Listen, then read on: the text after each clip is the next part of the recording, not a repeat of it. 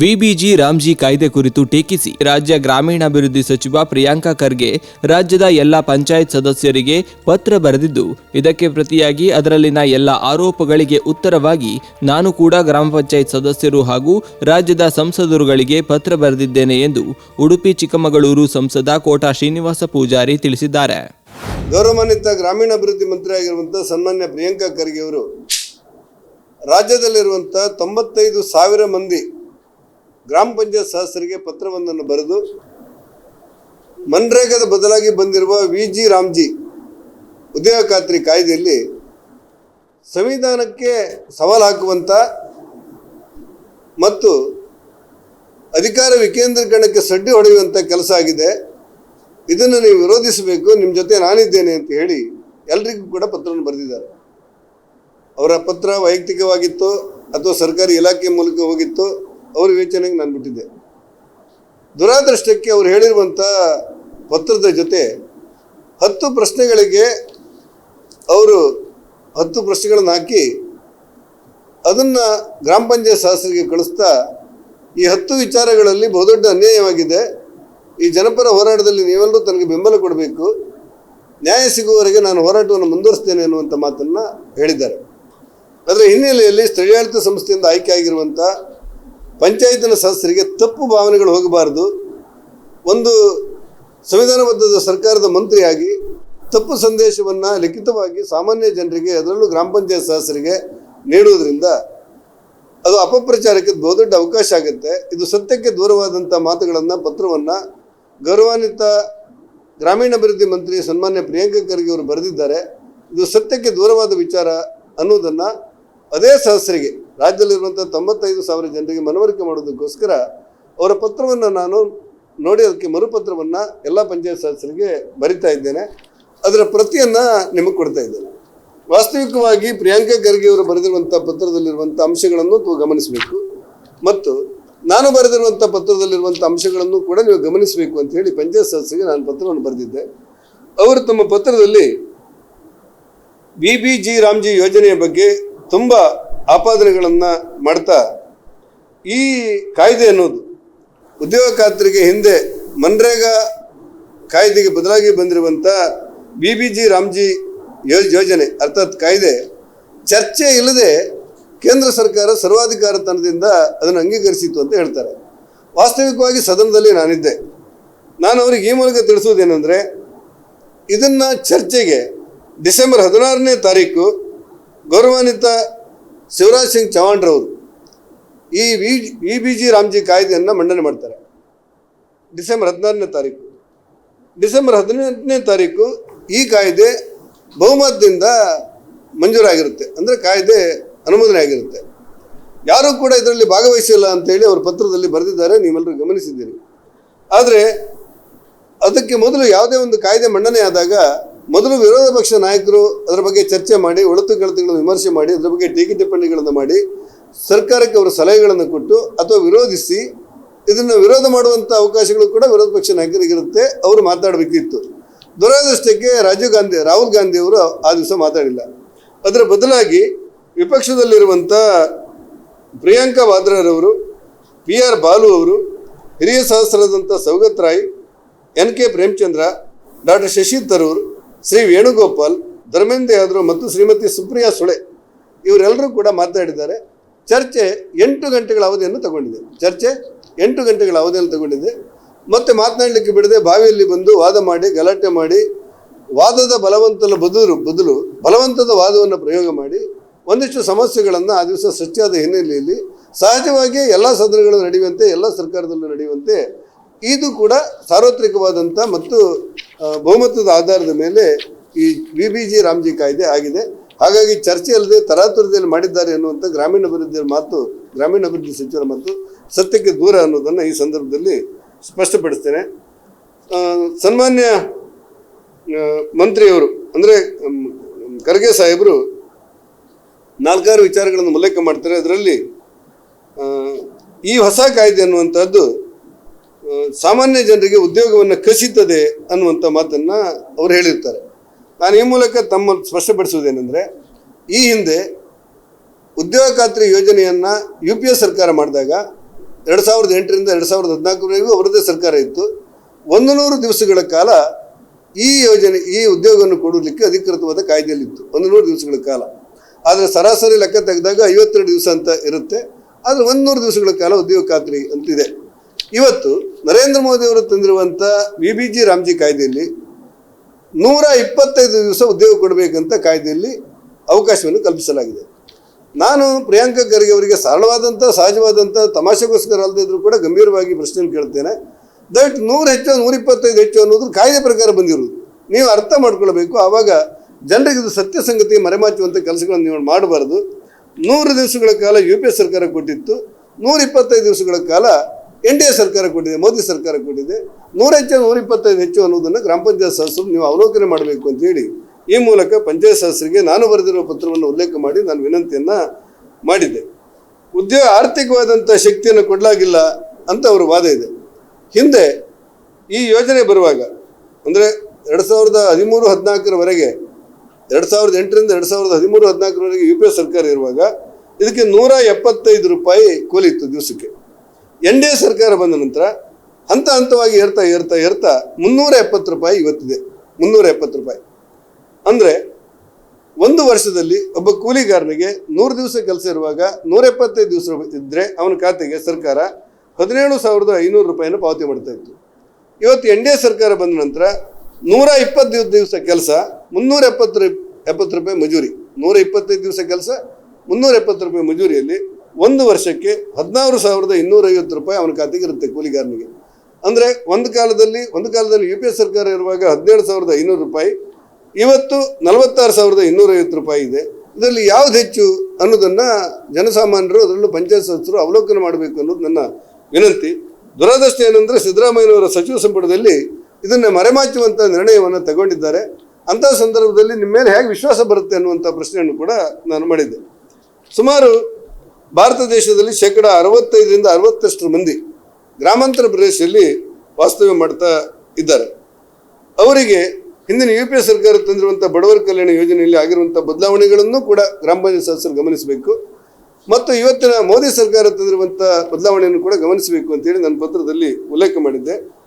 ಸನ್ಮಾನ್ಯ ಖರ್ಗೆ ಅವರು 73-74ನೇ ತಿದ್ದುಪಡಿಯನ್ನು ಉಲ್ಲೇಖ ಮಾಡಿ ಗ್ರಾಮ ರಾಜ್ಯದ ಹಕ್ಕನ್ನು ಕಸಿಯುವಂಥ ತಂತ್ರವನ್ನು ಕೇಂದ್ರ ಸರ್ಕಾರ ರೂಪಿಸ್ತಾ ಇದೆ ಅನ್ನುವಂಥ ಮಾತನ್ನು ಹೇಳಿರ್ತಾರೆ. ನಾನು ಪತ್ರದಲ್ಲಿ ಉಲ್ಲೇಖ ಮಾಡಿದ್ದು, ಗ್ರಾಮೀಣಾಭಿವೃದ್ಧಿ ಇಲಾಖೆಯಲ್ಲಿ ಗೊಂದಲ ಮೂಡಿಸುವಂಥ ಕೆಲಸವನ್ನು ನೀವು ಮಾಡಬಾರ್ದು.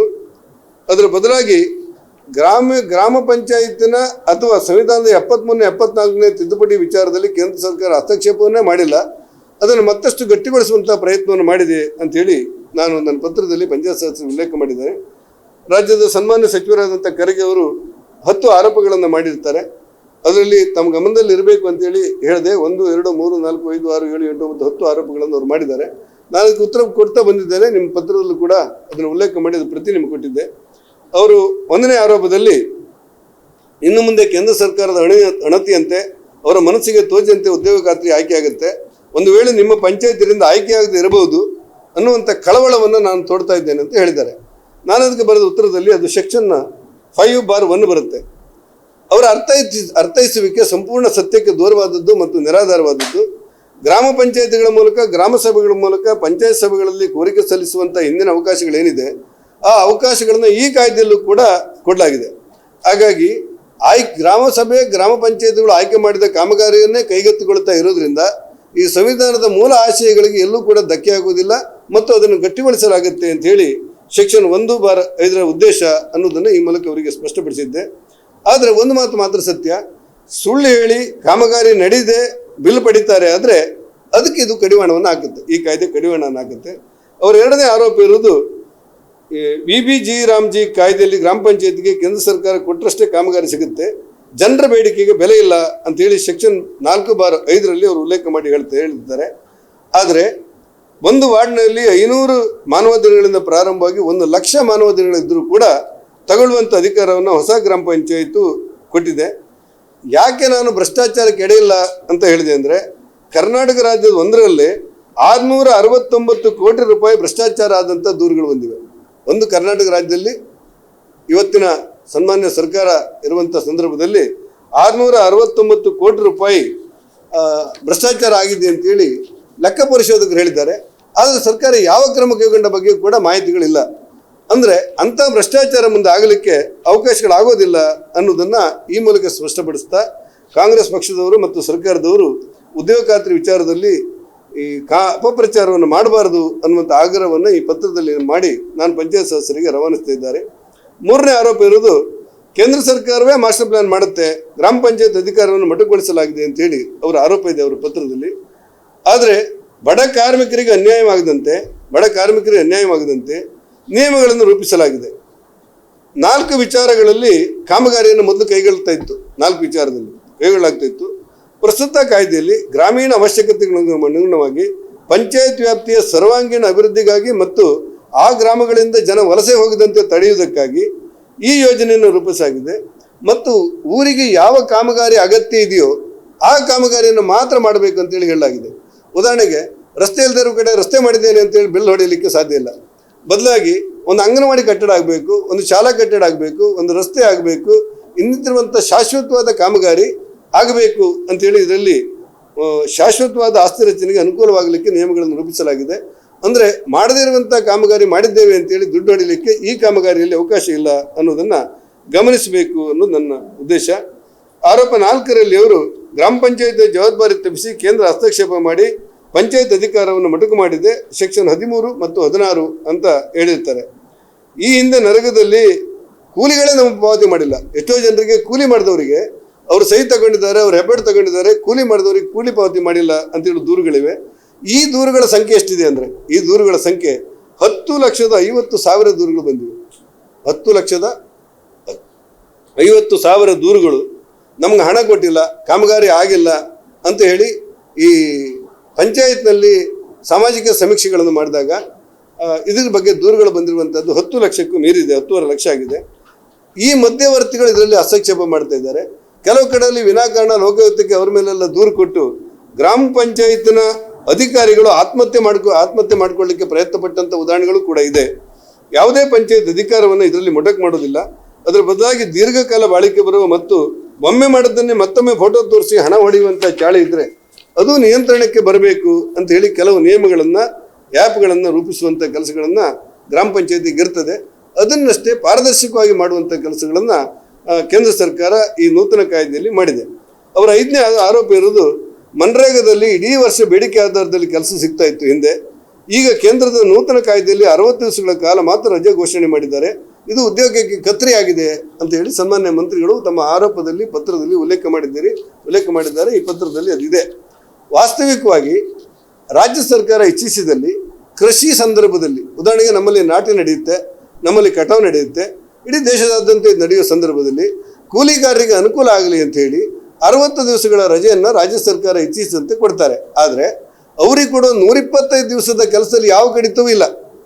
365 ದಿವಸ ಒಂದು ವರ್ಷಕ್ಕಿದ್ರೆ 60 ದಿವಸಗಳ ಕಾಲ ಕೃಷಿ ಕಲೆಗೆ ವಿನಿಯೋಗ ಮಾಡಿದರೆ ಉಳಿದ 125 ದಿವಸಗಳೇನಿದೆ, ಇನ್ನು 100 ದಿವಸ ಅಂತ ಏನು ಕೊಡ್ತಾರೆ, 125 ದಿವಸ ಅಂತ ಮೋದಿ ಸರ್ಕಾರ ಏನು ಮಾಡಿದೆ, ಅದರಲ್ಲಿ ಯಾವ ಬದಲಾವಣೆಗಳು ಇಲ್ಲ.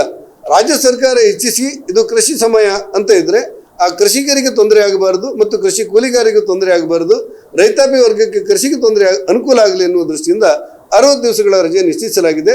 ಅದರ ವಿವೇಚನೆಯನ್ನು ರಾಜ್ಯ ಸರ್ಕಾರಕ್ಕೆ ಬಿಡಲಾಗಿದೆ. ಇದನ್ನು ಒಟ್ಟಾರೆ ಆಪಾದನೆ ಮಾಡೋದ್ರ ಮೂಲಕ ಒಂದಷ್ಟು ಗೊಂದಲವನ್ನು ಮಾಡ್ತಾ ಇರುವುದು ಕಂಡು ಬರ್ತಾ ಇದೆ. ದಯವಿಟ್ಟು ಇದನ್ನು ಅರ್ಥ ಮಾಡ್ಕೊಳ್ಬೇಕು ಅಂತೇಳಿ ನಾನು ಆಗ್ರಹಪಡಿಸ್ತೇನೆ. ಆರೋಪ 6, ಕಾಲಕಾಲಕ್ಕೆ ಉದ್ಯೋಗ ಖಾತ್ರಿ ಯೋಜನೆ ವೇತನ ಪರಿಷ್ಕರಣೆ ಹಿಂದಿನ ಸರ್ಕಾರ ಮಾಡಿತ್ತು. ವೇತನ ಪರಿಷ್ಕರಿಸುವ ಅಧಿಕಾರವನ್ನು ಈ ಕಾಯ್ದೆ ಹೊಂದಿಲ್ಲ ಅಂತೇಳಿ ಸನ್ಮಾನ್ಯ ಮಂತ್ರಿಗಳು ಉಲ್ಲೇಖ ಮಾಡೋದನ್ನು ನಾನು ಕಂಡೆ. ಅವರು ಪತ್ರದಲ್ಲಿ ಉಲ್ಲೇಖ ಮಾಡಿದ್ದಾರೆ. ಆದರೆ ವಾಸ್ತವಿಕವಾಗಿ ಗೊತ್ತಿರಬೇಕು, 2008ರಲ್ಲಿ UPA ಸರ್ಕಾರ ಕಾಯ್ದೆ ಬಂದಾಗ ಕಾರ್ಮಿಕರಿಗೆ ದಿನವೊಂದಕ್ಕೆ 60 ರೂಪಾಯಿ ವೇತನವನ್ನು ನಿಗದೀಕರಿಸಿತ್ತು. ಅದಕ್ಕಿಂತ ಮೊದಲು ಸ್ವಲ್ಪ ಈ ರೋಜ್ಗಾರ್ ಅಂತೇಳಿ ಒಂದು ಇತ್ತು, ನೇರ ರೋಜ್ಗಾರ್ ಏನೊಂದು ಹೆಸರು ಇತ್ತಿದ್ದಕ್ಕೆ 60 ರೂಪಾಯಿ ಮಾಡಿತ್ತು. ಹಂತವಾಗಿ 2008ರಿಂದ 2014ರವರೆಗೆ 175 ರೂಪಾಯಿಗಳಿಗೆ ಏರಿಕೆ ಮಾಡುವಂಥ ಕೆಲಸವನ್ನು ಹಿಂದಿನ ಸರ್ಕಾರ ಮಾಡಿತ್ತು. NDA ಸರ್ಕಾರ ಬಂದ ನಂತರ ಉದ್ಯೋಗ ಖಾತ್ರಿಯನ್ನು ಹಂತವಾಗಿ ಪರಿಷ್ಕರಿಸಿ ಈಗ ಕಾರ್ಮಿಕರಿಗೆ 370 ರೂಪಾಯಿಯನ್ನು ಮಾಡಿದೆ. ಅಂದರೆ 370 ರೂಪಾಯಿಯನ್ನು ಮಾಡಿದೆ. 400 ರೂಪಾಯಿ ಮಾಡಬೇಕು ಅಂತ ನಾವು ಪ್ರಸ್ತಾಪ ಕೊಡ್ತಾ ಇದ್ದೇವೆ ಸರ್ಕಾರಕ್ಕೆ. 175 ಇರುವುದನ್ನು 370 ರೂಪಾಯಿ ಮಾಡಿದ್ದು ಮೋದಿ ಸರ್ಕಾರ, NDA ಸರ್ಕಾರ. ಅದ್ರ ಮತ್ತು ಹೆಚ್ಚು ಮಾಡಲಿಕ್ಕೆ ಅವಕಾಶಗಳಿದೆ. ಹಾಗಾಗಿ ನೀವು ಮಾಡಿಲ್ಲ ಅಂತ ಹೇಳೋದ್ರಲ್ಲಿ ಅರ್ಥವೂ ಇಲ್ಲ. 2013-14ರಲ್ಲಿ ಉದ್ಯೋಗ ಖಾತ್ರಿ ಯೋಜನೆಗೆ ಹಣಕಾಸು ಇಲಾಖೆ ಅಂದರೆ UPA ಸರ್ಕಾರ ಇರುವಾಗ ಮನಮೋಹನ್ ಸಿಂಗ್ ಪ್ರಧಾನಿಯಾಗಿದ್ದಾಗ ಮೀಸಲಿಸಿದಂಥ ಮೊತ್ತ ವರ್ಷಕ್ಕೆ 33,000 ಕೋಟಿ ರೂಪಾಯಿ. ಇವತ್ತು BJP ಸರ್ಕಾರ ವಾರ್ಷಿಕ ಬಜೆಟ್ನಲ್ಲಿ ಈ ಬಾರಿ 95,000 ಕೋಟಿ ರೂಪಾಯಿ ಇಟ್ಟಿದೆ. ಕಳೆದ ಸಾರಿ 83,000 ಕೋಟಿ ಇತ್ತು. ಅವತ್ತು 33,000 ಕೋಟಿ ಇರುವುದು ಇವತ್ತು 95,000 ಕೋಟಿಗೆ ಬಂದಿದೆ. ನಾನು ವಿನಂತಿ ಮಾಡ್ತೇನೆ ಮಂತ್ರಿಗಳಲ್ಲಿ ಮತ್ತು ಕರ್ನಾಟಕ ಸರ್ಕಾರದಲ್ಲಿ 33,000 ಕೋಟಿ ಹೆಚ್ಚು, 33,000 ಕೋಟಿ ಹೆಚ್ಚು ಅಥವಾ 95,000 ಕೋಟಿ ಹೆಚ್ಚು ಅನ್ನೋದನ್ನು ನೀವು ಅರ್ಥೈಸಿ ಜನರಿಗೆ ಹೇಳಬೇಕು. ತಪ್ಪು ಸಂದೇಶಗಳು ಮಂತ್ರಿ ಆದವರಿಂದ ಹೋಗಬಾರ್ದು ಅನ್ನುವಂಥ ಆಗ್ರಹವನ್ನು ವಿನಂತಿಯನ್ನು ಈ ಸಂದರ್ಭದಲ್ಲಿ ಮಾಡ್ತೇನೆ.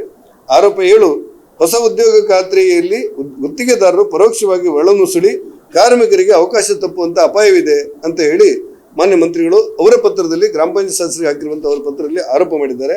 ಆದರೆ ವಾಸ್ತವಿಕವಾಗಿ ಗೊತ್ತಿರಲಿ, ಕರ್ನಾಟಕ ರಾಜ್ಯದಲ್ಲಿ 669 ಕೋಟಿ ರೂಪಾಯಿ ಭ್ರಷ್ಟಾಚಾರ ಆಗಿದೆ ಅನ್ನೋದು ಈ ಆಡಿಟ್ನಲ್ಲಿ ಬಂದಿದೆ. ಅದರ ಬಗ್ಗೆ ಏನು ಕ್ರಮ ತಗೊಂಡಿದ್ದಾರೆ ಅನ್ನೋದನ್ನು ಅವರು ಹೇಳಿರಲಿಲ್ಲ. ಮತ್ತು ಅದಕ್ಕಿಂತ ನೋವಿನ ಸಂಗತಿ ಏನಂತ ಹೇಳಿದರೆ, ಪಶ್ಚಿಮ ಬಂಗಾಳ, ಕರ್ನಾಟಕವೂ ಸೇರಿದಂತೆ 3-4 ರಾಜ್ಯದಲ್ಲಿ ಒಟ್ಟು 2021ರಿಂದ 24ರವರೆಗೆ 22,500 ಕೋಟಿ ರೂಪಾಯಿ ಭ್ರಷ್ಟಾಚಾರ ಆಗಿದೆ. 22,500 ಕೋಟಿ ರೂಪಾಯಿ ಭ್ರಷ್ಟಾಚಾರ ಆಗಿದೆ. ಹಾಗಾಗಿ ಏನು ಮಾಡಲಿಕ್ಕೂ ಸಾಧ್ಯ ಇಲ್ಲ ಅನ್ನುವಂಥ ಮಟ್ಟಕ್ಕೆ ಬಂದಾಗ ಸಾಮಾನ್ಯ ಜನರ ಹಣ ಕೂಲಿಕಾರರಿಗೆ ಕೂಲಿ ತಲುಪಬೇಕೇ ಹೊರತು ಮಧ್ಯವರ್ತಿಗಳಿಗೆ, ಗುತ್ತಿಗೆದಾರರಿಗೆ ಇದು ಸಹಾಯ ಮಾಡಲಿಕ್ಕಲ್ಲ, ಅಥವಾ ರಾಜಕಾರಣಿಗಳ ಕೃಪಾಕ್ಷದಡಿ ಕೆಲಸ ಮಾಡುವಂಥ ಜವಾಬ್ದಾರಿ ಇದಲ್ಲ. ಇದು ಬಡವರಿಗೆ ವಲಸೆ ಹೋಗಬಾರ್ದು ಮತ್ತು ಬಡವರ ಬದುಕಿಗೆ ಶಕ್ತಿ ಕೊಡಬೇಕು ಅಂತ ಹೇಳಿ ತಂದಿರುವಂಥ ಒಂದು ಯೋಜನೆ. ಆ ಪಾರದರ್ಶಕತೆಯನ್ನು ತರಲಿಕ್ಕೋಸ್ಕರ ಇವತ್ತು ಬಯೋಮೆಟ್ರಿಕ್ಕನ್ನು ತರಲಾಗಿದೆ. ಬಯೋಮೆಟ್ರಿಕ್ ಮಾಡುವಂಥದ್ದು, ಆ್ಯಪ್ ಮಾಡುವಂಥದ್ದು ಇದೇ ಕಾರಣಕ್ಕೆ. ಆ ಹಿನ್ನೆಲೆಯಲ್ಲಿ ನಾನು ಮಾನ್ಯ ಮಂತ್ರಿಗಳಿಗೆ ಆಗ್ರಹಪಡಿಸ್ತೇನೆ, ಗುತ್ತಿಗೆದಾರರ ಹಿತವನ್ನು ಏನು ಹೇಳ್ತೀರಿ ಅದು ಸಂಪೂರ್ಣ ನಿರಾಧಾರ. ಈ ಹೊಸ ಕಾಯ್ದೆ ಅನ್ನೋದು ಪೂರ್ಣ ಪಾರದರ್ಶಕವಾಗಿ ಕಾರ್ಮಿಕರನ್ನ ಗುಲಾಮರನ್ನಾಗಿ ಮಾಡ್ತೀರಿ ಅಂತೇಳಿ ಪ್ರಿಯಾಂಕಾ ಖರ್ಗೆ ಸಾಹೇಬ್ರು ಹೇಳ್ತಾರೆ. ಆ ಶಬ್ದವನ್ನು ತಾವು ಬದಲಿಸಿಕೊಳ್ಬೇಕು. ಕಾರ್ಮಿಕರನ್ನ ಗುಲಾಮರನ್ನಾಗಿ ಮಾಡ್ತಾ ಇಲ್ಲ, ಕಾರ್ಮಿಕರನ್ನ ಮೋದಿ ಸರ್ಕಾರ ಲೀಡರ್ ಆಗಿ ಮಾಡ್ತಾ ಇದೆ, ಒಬ್ಬ ಪೌರರಾಗಿ ಮಾಡ್ತಾ ಇದೆ ಅನ್ನೋದನ್ನ ಈ ಗಮನಕ್ಕೆ ಅವ್ರ ಗಮನಕ್ಕೆ ತರಲಿಕ್ಕೆ ಇಚ್ಛಿಸ್ತೇನೆ. ಆರೋಪ 8ರಲ್ಲಿ ಕೇಂದ್ರ ತಂದ ಕಾಯ್ದೆಯಿಂದ ಮಹಿಳೆಯರು, ಪರಿಶಾತಿ, ಪರಿಶಿಷ್ಟ ಪಂಗಡ, ಅಲ್ಪಸಂಖ್ಯಾತರಿಗೆ ಕಡ್ಡಾಯ ಪ್ರಾತಿನಿಧ್ಯ ಅಂತ ಕೈಬಿಡಲಾಗಿದೆ ಅಂತೇಳಿ ಅವ್ರು ಹೇಳಿದ್ದಾರೆ. ನಾನು ನನ್ನ ಪತ್ರದಲ್ಲಿ ಉಲ್ಲೇಖ ಮಾಡಿದ್ದೇನೆ. ಅದು ಸೆಕ್ಷನ್ 13 ಮತ್ತು ಕೆಲವು ನಿಯಮಗಳು ಬರುತ್ತೆ. ಒಂದು ವಿಚಾರವನ್ನು ಸನ್ಮಾನ್ಯ ಪ್ರಿಯಾಂಕಾ ಖರ್ಗೆ ಅವರು, ಸಿದ್ದರಾಮಯ್ಯನವರು ಮತ್ತು ಅವರ ಸರ್ಕಾರ ತಿಳ್ಕೊಳ್ಬೇಕು ಅಂತ ನೆನಪು ಮಾಡ್ತಾ ಇರೋದು ನಾನು. ಬುಡಕಟ್ಟು ಜನಾಂಗದ ಮೇಳಗಳನ್ನು ರಾಷ್ಟ್ರಪತಿ ಮಾಡಿದಂಥ ನರೇಂದ್ರ ಮೋದಿ ಅವರ ಸರ್ಕಾರ ಪರಿಶಿಷ್ಟ ಜಾತಿ, ದುರ್ಬಲರಿಗೆ, ಪರಿಶಿಷ್ಟ ಪಂಗಡಕ್ಕೆ ಯಾವ ಕಾರಣಕ್ಕೂ ಅನ್ಯಾಯ ಆಗಲಿಕ್ಕೆ ಬಿಡೋದಿಲ್ಲ.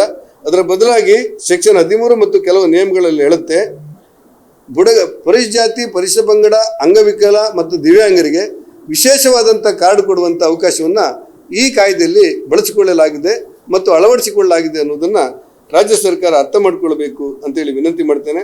2006-7ರಿಂದ 2013-14ರವರೆಗೆ 2006-7ರಿಂದ UPA ಸರ್ಕಾರ 1,660 ಕೋಟಿ ಮಾನವ ದಿನಗಳ ಉದ್ಯೋಗ ನೀಡಿತ್ತು. 1,660 ಕೋಟಿ ಮಾನವ ದಿನಗಳ ಉದ್ಯೋಗವನ್ನು ನೀಡಿತ್ತು.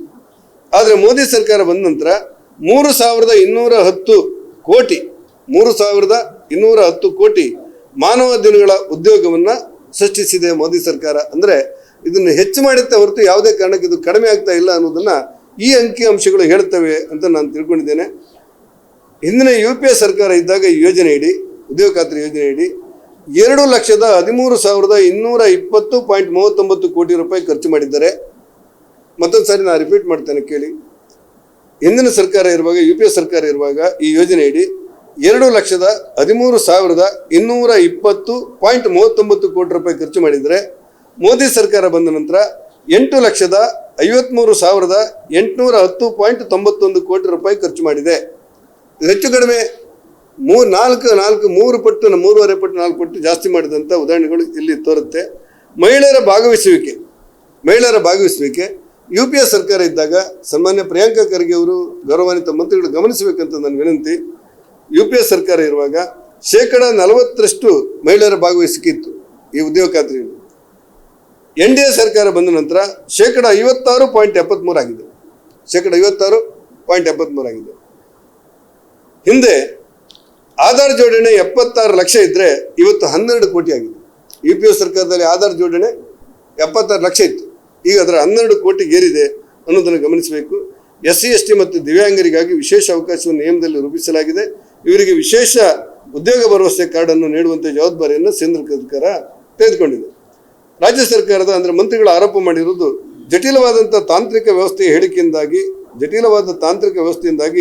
ಉದ್ಯೋಗ ಆಕಾಂಕ್ಷಿಗಳಿಗೆ ಉದ್ಯೋಗ ವಂಚಿತರಾಗುವಂಥ ಅಪಾಯ ಇದೆ ಅಂತ ಅವ್ರು ಹೇಳಿರ್ತಾರೆ. ನಾನು ಅದಕ್ಕೆ ಪತ್ರ ಬರೆದಿದ್ದೇನೆ, ಅವ್ರು ಗಮನಿಸಬೇಕು. ಈ ಹಿಂದೆ ಸ್ಥಳವನ್ನು ಗುರುತಿಸದೆ ಕಾಮಗಾರಿ ಮಾಡಿದಂಥ ದಾಖಲೆ ತೋರಿಸಿ ಬಡವರ ಹೆಸರಿನಲ್ಲಿ ಸಾವಿರಾರು ಕೋಟಿ ರೂಪಾಯಿ ಭ್ರಷ್ಟಾಚಾರ ನಡೀತಾ ಇತ್ತು. ಜಾಗ ಯಾವುದಂತೆ ಗೊತ್ತಿಲ್ಲ, ಉದ್ಯೋಗ ಖಾತ್ರಿ ಮಾಡಿದ್ದಾರೆ ಅಂತ ಹೇಳಿ ನಡೀತಾ ಇತ್ತು. ಈಗ GPS ಮತ್ತು ಬಯೋಮೆಟ್ರಿಕ್ ಮೂಲಕ ಸ್ಥಳ ಗುರುತಿಸಿ ಕಾಮಗಾರಿ ಮಾಡುವ ವ್ಯವಸ್ಥೆ ಬಂದಿರೋದ್ರಿಂದ ಭ್ರಷ್ಟಾಚಾರಕ್ಕೆ ಸಂಪೂರ್ಣ ಕಡಿವಾಣ ಹಾಕುವಂಥ ಪ್ರಯತ್ನವನ್ನು ಕೇಂದ್ರ ಸರ್ಕಾರ ಮಾಡಿದೆ. ಅದನ್ನು ಬಿಟ್ಟು ಯಾವುದೇ ತಾಂತ್ರಿಕವಾದ ಜಟಿಲತೆ ಇಲ್ಲ, ತಂತ್ರಜ್ಞಾನದ ಮೂಲಕ ವಂಚನೆಯನ್ನು ನಿಲ್ಲಿಸುವಂಥ ಕೆಲಸ ಆಗಿದೆ. ಹಿಂದಿನ ಸಾಮಾಜಿಕ ಲೆಕ್ಕ ಪರಿಶೋಧನೆ ಅಂತ ಗ್ರಾಮ ಪಂಚಾಯತಲ್ಲಿ ಏನು ಮಾಡ್ತೇವೆ ಅದು ಕೂಡ ಮುಂದುವರಿದಿದೆ. ಪಂಚಾಯತ್ ರಾಜ್ ವ್ಯವಸ್ಥೆಗೆ ಇದು ಹೆಚ್ಚು ಶಕ್ತಿಯನ್ನು ಕೊಡುತ್ತೆ ಅನ್ನೋದನ್ನು ನನ್ನ ಪತ್ರದ ಮೂಲಕ ಪಂಚಾಯತ್ ಸದಸ್ಯರಿಗೆ ಸ್ಪಷ್ಟಪಡಿಸ್ತಾ ಇದ್ದೇನೆ. ಆರೋಪ 10 ಅವರು ಮಾಡಿರುವುದು UPA ಕಾಲದಲ್ಲಿ ಕೇಂದ್ರ ಸರ್ಕಾರ 100% ಅನುದಾನವನ್ನು ಕೇಂದ್ರ ನೀಡ್ತಾ ಇತ್ತು. ಈಗ ತಂದಿರುವಂಥ ಹೊಸ ಕಾಯ್ದೆಯಿಂದ ರಾಜ್ಯ ಸರ್ಕಾರ 40% ಪಾವತಿಸಬೇಕು. ಇದು ರಾಜ್ಯ ಸರ್ಕಾರಕ್ಕೆ ಆರ್ಥಿಕವಾದ ಹೊರೆ ಆಗುತ್ತೆ ಅಂತೇಳಿ ಅವ್ರು ಹೇಳ್ತಾ ಇರೋದು. ರಾಜ್ಯ ಸರ್ಕಾರ ನಾವು ಹೆಚ್ಚು ಕೊಡಬೇಕಾಗ್ತದೆ ಅಂತ ಹೇಳ್ತಾ ಇರೋದು. ಅವ್ರು ಹೇಳುವ ವಾದದಲ್ಲಿ ಅವ್ರ ಭಾವನೆಗಳಲ್ಲಿ ಅವರ ಆರೋಪಗಳಿದೆ. ನಮ್ಗೆ ಹೆಚ್ಚು ಕೊಡ್ಲಿಕ್ಕೆ ಆಗೋದಿಲ್ಲ, ನೀವು ಕೊಡಿ ಅಂತೇಳಿ. ಆದರೆ ಸೆಕ್ಷನ್ 22/22 ಏನು ಹೇಳುತ್ತೆ ಅಂದರೆ, ರಾಜ್ಯ ಸರ್ಕಾರದ ಈ ನಾವು ಹೆಚ್ಚು ಕೊಡಬೇಕು ಅಂತ ನೀವು ಹೇಳ್ತೀರಿ, ನಮ್ಗೆ ಆರ್ಥಿಕವಾಗಿ ಹೊರೆ ಬರುತ್ತೆ ಅನ್ನೋದು ಹೊಣೆಗೇಡಿತನದ ಮಾತು. ಯಾಕಂದರೆ ಮೊದಲು ಕೇಂದ್ರ ಸರ್ಕಾರ 90% ಹಣವನ್ನು ಕೊಡ್ತಾ ಇತ್ತು, ರಾಜ್ಯ ಸರ್ಕಾರ 10% ಪಾವತಿ ಮಾಡ್ತಾ ಇತ್ತು. ಆದರೆ 22,500 ಕೋಟಿ ಭ್ರಷ್ಟಾಚಾರ ಆದ ಹಿನ್ನೆಲೆಯಲ್ಲಿ ಕೇಂದ್ರ ಸರ್ಕಾರ 90% ಕೊಡ್ತು, ರಾಜ್ಯ ಸರ್ಕಾರ 10% ಆಗ್ತು. ಕೆಲವು ರಾಜ್ಯಗಳಂತೂ ಈ ಯಾರದ್ದು ಹಣ ದುರುಪಯೋಗ ಆದರೆ ಏನಂತೆ ಅಂತ ಹೇಳಿ ಯಾರಿಗೆ ಬೇಕಾದರೂ ಬಿಡುಗಡೆ ಮಾಡುವಂಥ ಕೆಲಸಗಳನ್ನು ಮಾಡಿದರು. 22,500 ಕೋಟಿ ಭ್ರಷ್ಟಾಚಾರದಲ್ಲಿ ಪಶ್ಚಿಮ ಬಂಗಾಳದ್ದು ಸಿಂಹಪಾಲಾಗಿದ್ದರೆ ರಾಜ್ಯ ಸರ್ಕಾರ 3ನೇ ಸ್ಥಾನದಲ್ಲಿದೆ, ಹಣ ದುರುಪಯೋಗದಲ್ಲಿ 3ನೇ ಸ್ಥಾನದಲ್ಲಿದೆ. ಆ ಹಿನ್ನೆಲೆಯಲ್ಲಿ ನೀವು ಸ್ವಲ್ಪ ಪಾಲು ಹಾಕಿ ಅಂತ ಕೇಂದ್ರ ಸರ್ಕಾರ ಹೇಳುತ್ತೆ. 22,000 ಕೋಟಿ ಭ್ರಷ್ಟಾಚಾರ ಮಾಡ್ತೀರಿ ನೀವು ಸ್ವಲ್ಪ ಪಾಲು ಹಾಕಿ ನಿಮ್ಗೆ ಜವಾಬ್ದಾರಿ ಬರುತ್ತೆ ಅಂತ ಹೇಳ್ತಾರೆ. ಪ್ರಜಾಪ್ರಭುತ್ವದಲ್ಲಿ ಈ ಸಹಭಾಗಿತ್ವದ ಜವಾಬ್ದಾರಿ ಬರಲಿ ಅನ್ನುವ ಕಾರಣಕ್ಕೋಸ್ಕರ ಈ ಯೋಜನೆಯನ್ನು ರೂಪಿಸಲಾಗಿದೆ ಮತ್ತು ಯೋಜನೆಗೆ ಹೆಚ್ಚು ಹಣವನ್ನು ಬಿಡುಗಡೆ ಮಾಡುವಂಥ ಕೆಲಸವನ್ನು ಕೇಂದ್ರ ಸರ್ಕಾರ ಮಾಡಿದೆ. ಇದನ್ನು ಸನ್ಮಾನ್ಯ ಮಂತ್ರಿಗಳು ಅರ್ಥ ಮಾಡ್ಕೊಳ್ಬೇಕು ಅಂತ ನಾನು ವಿನಂತಿ ಮಾಡಿ, ಮೊದಲು 15 ದಿವಸದಲ್ಲಿ ಪಾವತಿ ಮಾಡ್ತಾ ಇದ್ರು. UPA ಸರ್ಕಾರ ಇರುವಾಗ ಕೆಲಸ ಆದ 15 ದಿವಸದಲ್ಲಿ ಅವ್ರ ಖಾತೆಗೆ ಹಣ ಬರ್ತಾ ಇತ್ತು. ಈಗ ನಿಯಮದಲ್ಲಿ ಬದಲಾವಣೆ ಮಾಡಿ ಕೆಲಸ ಆದ 7 ದಿವಸದಲ್ಲಿ ಹಣ ಪಾವತಿ ಮಾಡುವಂಥ ಕೆಲಸಗಳನ್ನು ಕೇಂದ್ರ ಸರ್ಕಾರ ಮಾಡಿದೆ. ಮೊದಲು ಈ ಇತರ ಉದ್ಯೋಗಗಳಿಗೋಸ್ಕರ ಅವರ ಸಿಬ್ಬಂದಿಗಳಿಗೆ 6% ಕೊಡ್ತಾ ಇದ್ರು. ಈಗ ಅದನ್ನು 9%ಗೆ ಏರಿಸಿದ್ದರಿಂದಾಗಿ ಆ ನೋಡಲ್ ಅಧಿಕಾರಿಗಳಿಗೆ ಸಕಾಲದಲ್ಲಿ ಸಂಬಳ ಬಂದು ಚೆನ್ನಾಗಿ ಕೆಲಸ ಮಾಡ್ತಾರೆ ಅನ್ನೋದು ಇಲ್ಲಿರುವಂಥ ಒಟ್ಟು ಯೋಚನೆ. ಈ ಎಲ್ಲ ಹಿನ್ನೆಲೆಯಲ್ಲಿ ನಾನು ಪ್ರಜಾಪ್ರಭುತ್ವದಲ್ಲಿ ಭಾರತ ದೇಶದಲ್ಲಿ ಒಕ್ಕೂಟ ವ್ಯವಸ್ಥೆಗಳನ್ನು ಅರ್ಥ ಮಾಡಿಕೊಂಡು ದೇಶದ ಪ್ರಧಾನಿಯ ಬಗ್ಗೆ ವೈಯಕ್ತಿಕ ನಿಂದನೆ ಮಟ್ಟಕ್ಕೆ ಇಳಿಯುವಂಥ ಕೆಲಸಗಳನ್ನು ಮಾಡಬಾರ್ದು ಅಂತ ಹೇಳಿ ಸಿದ್ದರಾಮಯ್ಯನವರ ಸರ್ಕಾರಕ್ಕೆ, ಅದರಲ್ಲೂ ಕೆಲವು ಮಂತ್ರಿಗಳಿಗೆ ನಾನು ವಿನಂತಿ ಮಾಡ್ತೇನೆ. ಇದೊಂದು ಒಕ್ಕೂಟದ ವ್ಯವಸ್ಥೆ ಆದ್ದರಿಂದ ರಾಜ್ಯ ಸರ್ಕಾರ ಏನಾದರೂ ಚೆನ್ನಾಗಿ ಕೆಲಸ ಮಾಡಿದರೆ ಕೇಂದ್ರ ಸರ್ಕಾರ ಸಹಕಾರ ಕೊಡಬೇಕು. ಕೇಂದ್ರ ಸರ್ಕಾರ ಮಾಡಿರುವಂಥ ಒಳ್ಳೆಯ ಕೆಲಸಕ್ಕೆ ರಾಜ್ಯ ಸರ್ಕಾರವೂ ಸಹಕಾರ ಕೊಡಬೇಕು. ನಾನು ಮುಖ್ಯಮಂತ್ರಿಗಳಿಗೆ ಮತ್ತು ಗ್ರಾಮೀಣಾಭಿವೃದ್ಧಿ ಮಂತ್ರಿಗಳಿಗೆ ಆಗ್ರಹಪಡಿಸುವುದೇನು ಅಂತ ಹೇಳಿದರೆ, ಉಚಿತ ಆಯುಷ್ಮಾನ್ ಭಾರತ್ ಯೋಜನೆಯನ್ನು ಕೇಂದ್ರ ಸರ್ಕಾರ ಜಾರಿ ತಂತು. ಕೇಂದ್ರ ಸರ್ಕಾರ ತಂದಿರುವಂಥ ಎಲ್ಲ ಬಡವರ ಯೋಜನೆಗೆ ರಾಜ್ಯ ಸರ್ಕಾರ ಅಡ್ಡಗಾಲು ಹಾಕುವಂಥ ಒಂದು ಸಂಪ್ರದಾಯಕ್ಕೆ ಇವತ್ತು ಕೈಗೆ ಬಿಟ್ಟಿದೆ. ಉಚಿತವಾಗಿ ವಯೋವೃದ್ಧರಿಗೆ 70 ವರ್ಷ ಮೀರಿದವರಿಗೆ ಆಯುಷ್ಮಾನ್ ಭಾರತ್ ವಿಮೆಯನ್ನು ತಂದು ಹಿರಿಯ ನಾಗರಿಕರಿಗೆ ಸಿಗುವಂತೆ ಮಾಡಲಿಕ್ಕೆ ಕೇಂದ್ರ ಸರ್ಕಾರ ಯೋಜನೆಯನ್ನು ರೂಪಿಸಿದರೆ, ಕರ್ನಾಟಕ ರಾಜ್ಯದಲ್ಲಿ ಇವತ್ತಿಗೂ ಕೂಡ ಪಟ್ಟಿ ಮಾಡೋದು ಬಿಟ್ಟರೆ ಒಬ್ಬರಿಗೆ ಚಿಕಿತ್ಸೆ ಕೊಡುವಂಥ ಕೆಲಸವನ್ನು ರಾಜ್ಯ ಸರ್ಕಾರ ಕೈಕಿಲ್ಲ. ಅದನ್ನು ತಡೆದು ನಿಲ್ಲಿಸ್ಕೊಂಡು ಬಿಟ್ಟಿದೆ. ಮುಂದುವರೆದು ರಾಷ್ಟ್ರೀಕೃತ ಬ್ಯಾಂಕ್ಗಳಿಗೆ 12,000 ಕೋಟಿ ರೂಪಾಯಿ ಭದ್ರತೆ ಕೊಟ್ಟು ವಿಶ್ವಕರ್ಮ ಯೋಜನೆಯನ್ನು ಕೇಂದ್ರ ಸರ್ಕಾರ ಜಾರಿಗೆ ತಂತು. 18 ಕುಲಕಸುಬುಗಳಿಗೆ ಶಕ್ತಿ ಕೊಡುವಂಥ ಯೋಜನೆ. ಅವರಿಗೆ ಸಾಲ ಕೊಟ್ಟು, ಅವರಿಗೆ ಸಬ್ಸಿಡಿ ಕೊಟ್ಟು, ಅವರಿಗೆ ಟ್ರೈನಿಂಗ್ ಕೊಟ್ಟು ಮತ್ತು ಅವರಿಗೆ ಕಿಟ್ ಕೊಡುವಂಥ ಕೆಲಸಗಳು. ಅದನ್ನು ಕೂಡ ರಾಜ್ಯ ಸರ್ಕಾರದ ಮೂಲಕ ಆಗಬಾರದು ಅಂತ ಹೇಳುವಂಥ ಪ್ರಯತ್ನಗಳನ್ನು ರಾಜ್ಯ ಸರ್ಕಾರ ಮಾಡಿತು. ನಾನೇ ಹೇಳಿದ್ದೆ, ಮುಖ್ಯಮಂತ್ರಿಗಳ ಕಚೇರಿಯಿಂದ ಜಿಲ್ಲಾಧಿಕಾರಿ ನಿರ್ದೇಶನ ಹೋಗಿದೆ ಅಂತೇಳಿ. ಕೊನೆಗೆ ನಾವು ಮುಖ್ಯ ಕಾರ್ಯದರ್ಶಿಯವರಿಗೆ ದೂರು ಕೊಟ್ಟ ನಂತರ ಇವತ್ತು ವಿಶ್ವಕರ್ಮ ಯೋಜನೆ ಅನುಷ್ಠಾನ ಆಗ್ತಾ ಇರೋದನ್ನು ನಾವು ನೋಡ್ತಾ ಇದ್ದೇವೆ. ಒಟ್ಟಾರೆ ಕೇಂದ್ರ ಸರ್ಕಾರ ತಂದಿರುವಂಥ ಎಲ್ಲ ಯೋಜನೆಗಳನ್ನು ಕೂಡ ತಡೆ ಹಿಡಿಯುವಂಥ ಕೆಲಸ. ಈ ಜಾನುವಾರುಗಳಿಗೆ ಕಾಲು ಬಾಯಿ ರೋಗ ಅಂತ ಬರುತ್ತೆ, ಅದಕ್ಕೊಂದು ಲಸಿಕೆಯನ್ನು ಕಂಡುಹಿಡಿದಿದ್ದಾರೆ. ಆ ಲಸಿಕೆಯನ್ನು ಕೂಡ ಒಂದು ಕಡೆ ಸಿದ್ದರಾಮಯ್ಯನ ಫೋಟೋ, ಒಂದು ಕಡೆಯಲ್ಲಿ ಪಶ್ಚಿಮ ಮಂತ್ರಿಗಳ ಫೋಟೋ, ಪೂರ್ಣ ವೆಚ್ಚ ಇರುವುದು ಕೇಂದ್ರ ಸರ್ಕಾರದ್ದು. ಅಂದರೆ ಅಲ್ಲಿ ಕೂಡ ಪ್ರಧಾನಿ ಫೋಟೋವನ್ನು ಮರೆಮಾಚುವಂಥ ಪ್ರಯತ್ನಗಳನ್ನು ಇವತ್ತು ರಾಜ್ಯ ಸರ್ಕಾರ ಮಾಡ್ತಾ ಇದೆ. ಈ ಎಲ್ಲ ಹಿನ್ನೆಲೆಯಲ್ಲಿ ರಾಜ್ಯ ಸರ್ಕಾರದ ಮಂತ್ರಿಗಳವರು ಮಾಡಿರುವಂಥ ಅನೇಕ ಆಧಾರರಹಿತವಾದಂಥ ಆರೋಪಗಳನ್ನು ಗಮನದಲ್ಲಿಟ್ಟುಕೊಂಡು ನಾನು ವಿನಂತಿ ಮಾಡ್ತೇನೆ. ಮಂತ್ರಿಗಳು ಅವರ ಪತ್ರದಲ್ಲಿ ಏನು ಹೇಳ್ತಾರೆ ಅಂದರೆ, ಸಂವಿಧಾನಬದ್ಧವಾಗಿ ಕೊಡಬೇಕಾದಂಥ ಹಣವನ್ನು ರಾಜ್ಯ ಸರ್ಕಾರಕ್ಕೆ ಕೇಂದ್ರ ಸರ್ಕಾರ ಕೊಟ್ಟಿಲ್ಲ ಅಂತ ಹೇಳಿರ್ತಾರೆ. ನಾನು ಒಂದು ವಿಚಾರಗಳನ್ನು ನಿಮ್ಮ ಮುಂದೆ ಹೇಳಿ ನನ್ನ ಮಾತು ಮುಗಿಸ್ತೇನೆ. ಈ ಮನಮೋಹನ್ ಸಿಂಗ್ರವರ ಸರ್ಕಾರ ಇರುವಾಗ 10 ವರ್ಷದಲ್ಲಿ, ಅಂದರೆ 2004ರಿಂದ 2014ರವರೆಗೆ ಅನುದಾನ ಮತ್ತು ತೆರಿಗೆ ಹಂಚಿಕೆಯಲ್ಲಿ 1,41,000 ಕೋಟಿ ರೂಪಾಯಿಯನ್ನು ಕೊಟ್ಟಿತ್ತು ಕೇಂದ್ರ ಸರ್ಕಾರ. ಅನುದಾನ ಮತ್ತು ತೆರಿಗೆ ಹಂಚಿಕೆ ಅಂತ ಇರುತ್ತೆ ನಮ್ಮಲ್ಲಿ. 1,41,000 ಕೋಟಿ ರೂಪಾಯಿಯನ್ನು ಕೊಟ್ಟಿತ್ತು ರಾಜ್ಯಕ್ಕೆ. ಇವತ್ತು ಮೋದಿ ಸರ್ಕಾರ ಬಂದ ನಂತರ, ಮೋದಿ ಸರ್ಕಾರ ಬಂದು 2014ರಿಂದ ಇವತ್ತಿನವರೆಗೆ 5,21,000 ಕೋಟಿ ರೂಪಾಯಿ ಹಣವನ್ನು ಮೋದಿ ಸರ್ಕಾರ ಕರ್ನಾಟಕ ರಾಜ್ಯಕ್ಕೆ ಬಿಡುಗಡೆ ಮಾಡಿದೆ. UPA ಸರ್ಕಾರ ಇರುವಾಗ 10 ವರ್ಷದಲ್ಲಿ 1,41,000 ಕೋಟಿ, ಮೋದಿ ಸರ್ಕಾರ ಬಂದ ನಂತರ 5,21,000 ಕೋಟಿ ಹಣವನ್ನು ಬಿಡುಗಡೆ ಮಾಡಿದೆ. 15ನೇ ಹಣಕಾಸು ಬಿಡುಗಡೆ ಮಾಡಲಿಕ್ಕೆ ಕೇಂದ್ರ ಸಿದ್ಧ ಇದೆ. ಆದರೆ ಇವತ್ತು ಅವರು ಆರೋಪ ಮಾಡ್ತಾ ಇದ್ದಾರೆ 14ನೇ ಹಣಕಾಸಿನ ಬಿಡುಗಡೆ ಮಾಡಿಲ್ಲ ಅಂತೇಳಿ. 15ನೇ ಹಣಕಾಸಿನ ಬಿಡುಗಡೆಯ ನಿಯಮದಲ್ಲಿ ಒಂದು ಉದ್ದೇಶ ಏನಿದೆ ಅಂತ ಹೇಳಿದ್ರೆ, ಪಂಚಾಯತ್ ರಾಜ್ ಚುನಾವಣೆಯನ್ನು, ಸ್ಥಳೀಯಾಡಳಿತ ಚುನಾವಣೆಯನ್ನು ಮಾಡಬೇಕು, ಹಾಗಿದ್ರೆ ಮಾತ್ರ ಬಿಡುಗಡೆ ಮಾಡ್ತೇವೆ ಅಂತೇಳಿ ಇದೆ. ದುರಾದೃಷ್ಟಕ್ಕೆ ಕರ್ನಾಟಕ ಸರ್ಕಾರದಲ್ಲಿ 6 ವರ್ಷಗಳಿಂದ ಚುನಾವಣೆಯನ್ನೇ ಮಾಡದೇ ಇರುವುದರಿಂದಾಗಿ ಅಲ್ಲಿ ತಡೆ ಹಿಡಿಯುವಂಥ ಅನಿವಾರ್ಯತೆ ಇದೆ. ಅದನ್ನು ಕೂಡ ನಾವು ಗ್ರಾಮ ಪಂಚಾಯತಿ ಕೊಡಿ ಅಂತೇಳಿ ನಾನೇ ಹೋಗಿ ವಿನಂತಿ ಮಾಡಿದ್ದೆ. ಒಟ್ಟಾರೆ ಕೇಂದ್ರ ಸರ್ಕಾರದ ಎಲ್ಲ ಯೋಜನೆಗಳಿಗೆ ಅಡ್ಡಗಾಲು ಹಾಕುವಂಥ, ಕೇಂದ್ರ ಸರ್ಕಾರದ ಮೇಲೆ ಅಪಪ್ರಚಾರ ಮಾಡುವಂಥ ಕೆಲಸಗಳನ್ನು ಇವತ್ತು ಮಾಡುವುದನ್ನು ನಾವು ಕಾಣ್ತಾ ಇದ್ದೇವೆ.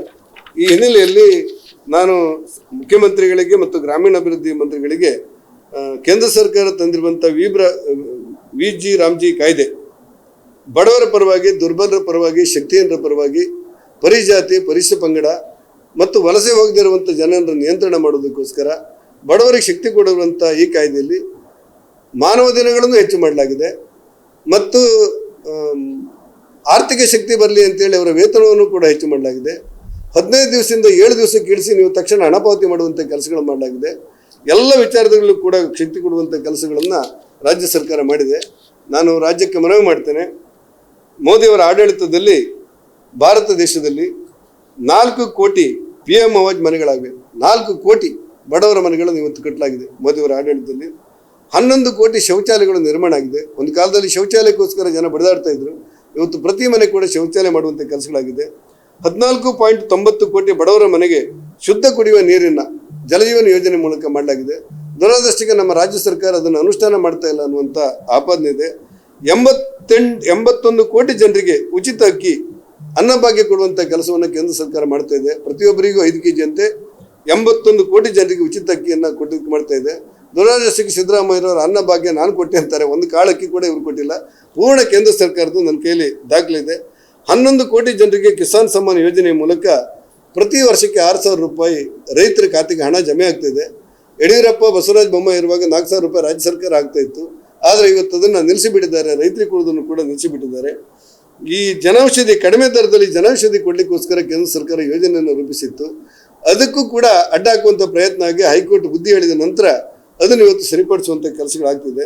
ಹಾಗಾಗಿ ನಾನು ಒಕ್ಕೂಟದ ವ್ಯವಸ್ಥೆಯಲ್ಲಿ ಪರಸ್ಪರ ಗೌರವದಿಂದ ಇದ್ದುಕೊಂಡು ಕೇಂದ್ರಕ್ಕೆ ನ್ಯಾಯಯುತವಾದಂಥ ಬೆಂಬಲವನ್ನು ಕೊಡಬೇಕು ಅಂತ ಹೇಳಿ ನಾನು ಮುಖ್ಯಮಂತ್ರಿಗಳಿಗೆ, ಗ್ರಾಮೀಣಾಭಿವೃದ್ಧಿ ಮಂತ್ರಿಗಳಿಗೆ ಮತ್ತು ಕಾಂಗ್ರೆಸ್ ಸರ್ಕಾರಕ್ಕೆ ಆಗ್ರಹಪಡಿಸಿ, ನಮ್ಮ ನಿಲುವು ಸ್ಪಷ್ಟ ಇದೆ. ಅವರ ಪತ್ರದಲ್ಲಿ ಕೊನೆಗೆ ಏನು ಹೇಳ್ತಾರೆ ಅಂದರೆ, ಗ್ರಾಮೀಣ ಜನರ ಉದ್ಯೋಗದ ಹಕ್ಕು, ಸ್ವಾಭಿಮಾನದ ಬದುಕನ್ನು ಕಟ್ಟಿಕೊಳ್ಳುವವರೆಗೆ, ಪುನರ್ವ್ಯವಸ್ಥೆ ಸ್ಥಾಪನೆ ಮಾಡುವವರೆಗೂ ನಮ್ಮ ಹೋರಾಟ ಮಾಡ್ತೇವೆ ಅಂತೇಳಿ ಅವರು ಹೇಳಿರ್ತಾರೆ.